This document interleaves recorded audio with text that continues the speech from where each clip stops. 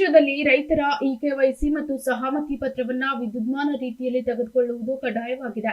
EKYC ಮಾಡಿಸಲು ಕೃಷಿ ಇಲಾಖೆ ಸೂಚನೆ ನೀಡಿ ಕೇಂದ್ರ ಸರ್ಕಾರದ ಹಣಕಾಸು ಸಚಿವಾಲಯದ ವೆಚ್ಚ ಇಲಾಖೆಯು ಅಗ್ರಿಸ್ಟಾಕ್ ಘಟಕದಡಿ ಕೇಂದ್ರ ಸರ್ಕಾರದ ಮಾನದಂಡಗಳನ್ನು ಅಳವಡಿಸಿ ಭೂ ಹಿಡುವಳಿಗಳನ್ನು ಹೊಂದಿರುವ ರೈತರ ವಿವರಗಳನ್ನು ಒಳಗೊಂಡ ಸ್ಟೇಟ್ ಫಾರ್ಮರ್ ರಿಜಿಸ್ಟರ್ ಸ್ಥಾಪಿಸಲು ಆಯೋಜನೆ ಮಾಡಿದೆ.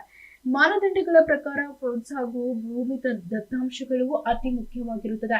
ಇದರೊಂದಿಗೆ ಫ್ರೂಟ್ಸ್ ತಂತ್ರಾಂಶದಲ್ಲಿ ರೈತರು ಇಕೆವೈಸಿ ಮತ್ತು ರೈತರ ಸಹಮತಿ ಪತ್ರವನ್ನು ವಿದ್ಯುನ್ಮಾನ ರೀತಿಯಲ್ಲಿ ತೆಗೆದುಕೊಳ್ಳುವುದು ಕಡ್ಡಾಯವಾಗಿದೆ. ಈ ಪ್ರಕ್ರಿಯೆ ಪೂರ್ಣಗೊಂಡ ನಂತರ ಕೇಂದ್ರ ಸರ್ಕಾರದಿಂದ ಒಂದು ಕೇಂದ್ರ ನೋಂದಾಯಿತ ರೈತ ಸಂಖ್ಯೆಯನ್ನು ನೈಜಿಸಲಾಗುತ್ತದೆ.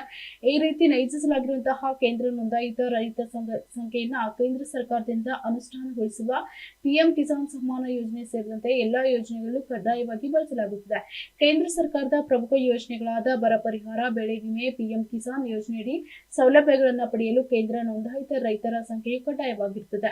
ಆದ್ದರಿಂದ ರೈತರ ಸಮೀಪದ ರೈತ ಸಂಪರ್ಕ ಕೇಂದ್ರ, ಗ್ರಾಮ ಒನ್ ಕೇಂದ್ರ, ಕಂದಾಯ, ಕೃಷಿ, ತೋಟಗಾರಿಕೆ, ರೇಷ್ಮೆ ಇಲಾಖೆ ಹಾಗೂ ಕಚೇರಿಗಳನ್ನು ಆಧಾರ್ ಕಾರ್ಡ್ನೊಂದಿಗೆ ಜೋಡಣೆಯಾಗಿರುವ ಮೊಬೈಲ್ ಸಂಖ್ಯೆ, ಬ್ಯಾಂಕ್ ಪಾಸ್ಬುಕ್ ಜೆರಾಕ್ಸ್ ಹಾಗೂ ತಮ್ಮ ಹೆಸರಿನಲ್ಲಿರುವಂತಹ ಎಲ್ಲಾ ಪಹಣಿಗಳನ್ನ ಫೆಬ್ರವರಿ 26ರೊಳಗಾಗಿ ಕಡ್ಡಾಯವಾಗಿ ಸಂಪರ್ಕಿಸಿ ಇಕೆವೈಸಿ ಮಾಡಬೇಕು ಅಂತ ತಿಳಿಸಲಾಗಿದೆ.